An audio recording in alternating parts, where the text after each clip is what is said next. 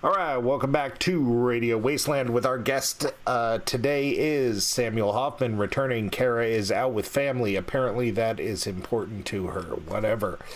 All right, Samuel, I'm always happy to have you on because, for one, you only call in because your computer situation up there apparently is not good, and it means I don't have to, comb my hair or anything. Yeah, and we don't have to wear pants. Yep, no pants. But I assure you, I do have pants on, although they are very old, and there's a hole in the left knee. Anyway, as for me, everybody. just imagine whatever it is you imagine something that'll make you keep listening. So, go ahead. I think we're going to actually see a change in our societal clothing apparel from the 2020 event and forward. They're talking how clothing sales have skyrocketed on the national news today. Over 20%. So. Yeah, my wife was saying she was out shopping. We were out together. I go with her so we can spend quality time as I stand around as she shops. But she was basically saying that she can tell that's going on in style, that comfort has taken over lots of the clothes that are up for sale. And it's really all about comfort clothes now that people have gotten used to it. We could always hope and pray that maybe this is the end of the tie.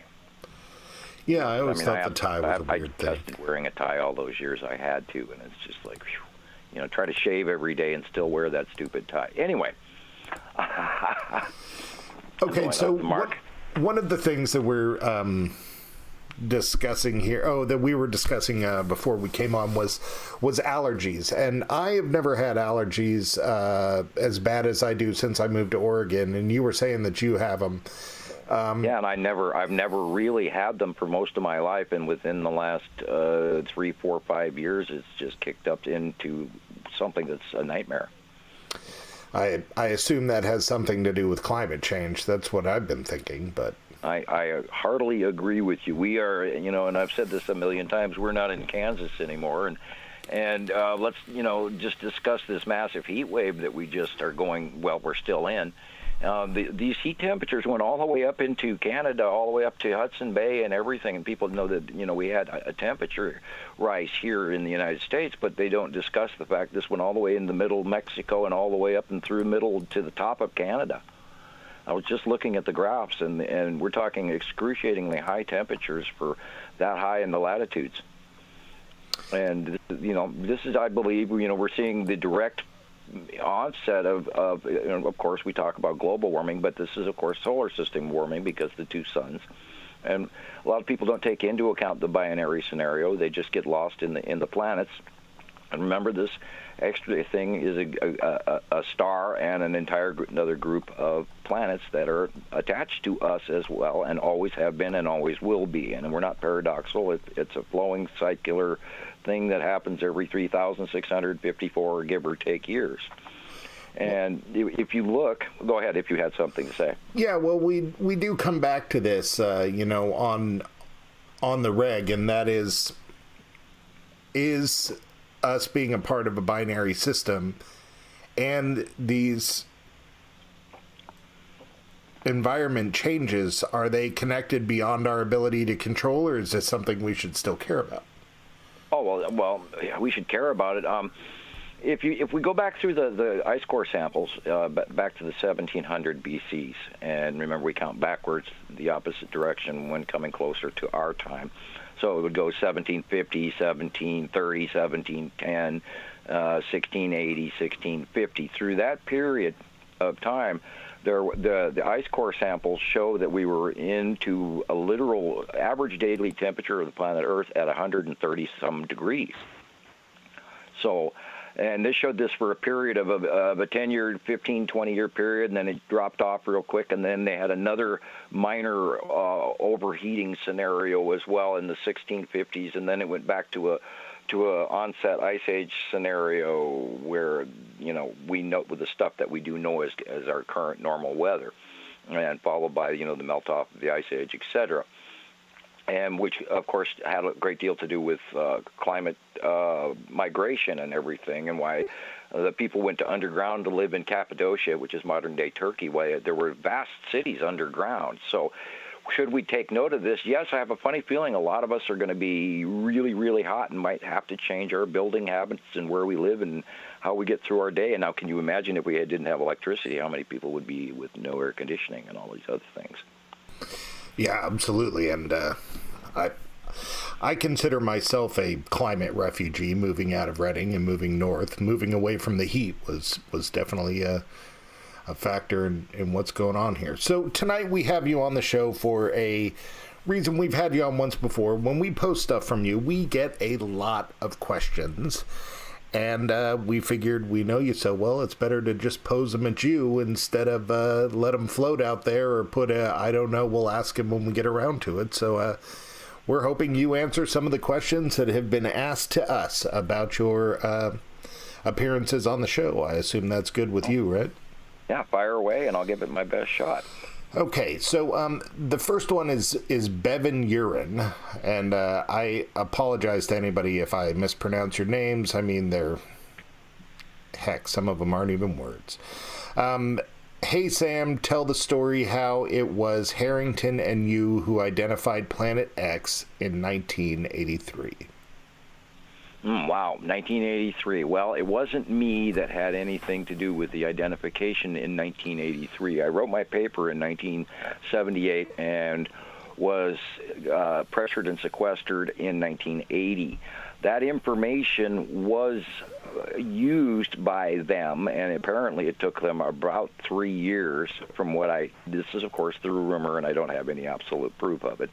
But it took them apparently that long to understand stuff. Now, when it comes to Harrington, yeah, he was in charge of the SETI Alpha group that was heading down to Australia, and so they could get the view of the approach, because the body, the entire solar system and their star came up from below us, and then over about a 3-year period was visible. Literally, if you had some of these new cameras, you could see it, but you couldn't really see it at all until all of a sudden, bang, it was there, and we started seeing stuff at the Newmeyer Station and all of that.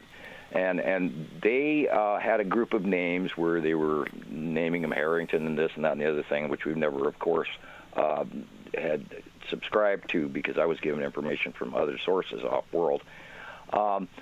But through my description, I would imagine they put some of the pieces together that they didn't have. And not only that, I'm sure that they had a certain level of information that I wasn't being shared with as well, that they may have known more than I do, and which is entirely possible. They have entire teams working on this. So anyway, that's sort of my answer to you there.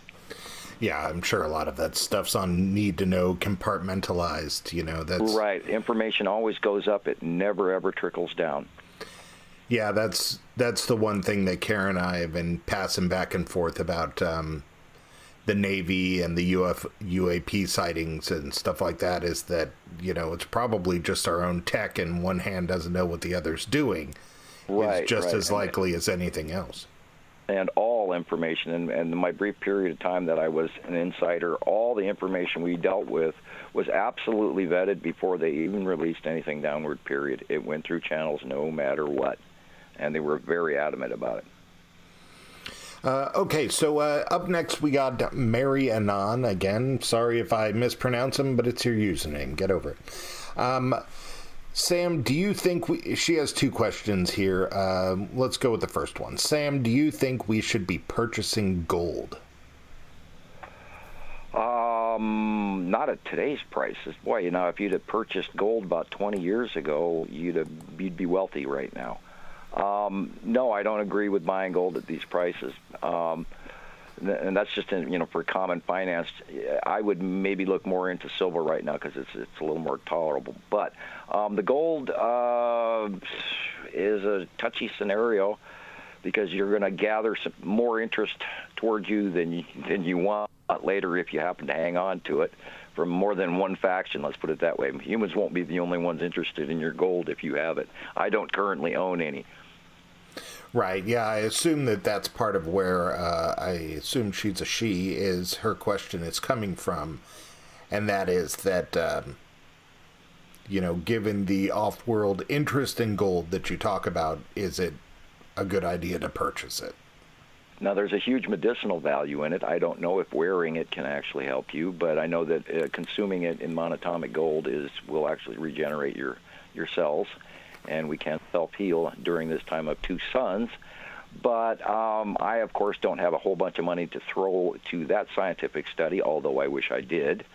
And that's about the best I can tell you on that. Okay, her next question is, and should we ask for a release of information from the government in regard to their knowledge of Planet X? I don't think they'll ever give it, because they will.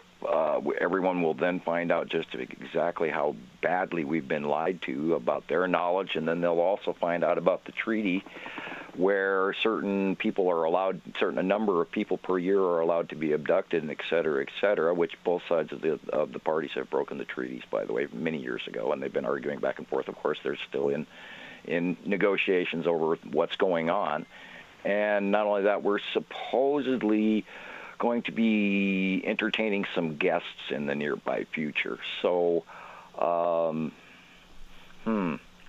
we should not plan to be freaked out by what's happening, and we should also be aware that there's going to be coming changes.